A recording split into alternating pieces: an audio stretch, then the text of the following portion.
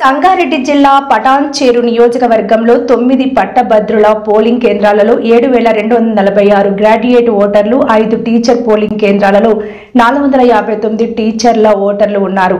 ఉదయం 8 గంటల నుండి సాయంత్రం 4 గంటల వరకు పోలింగ్ జరగనుంది.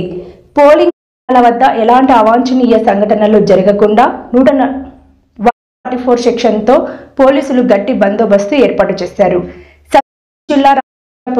జిల్లా పరిషత్ హైస్కూల్ ఓటు హక్కు వినియోగించుకున్న భాజపా పట్టభద్రుల ఎమ్మెల్సీ అభ్యర్థి అంజిరెడ్డి.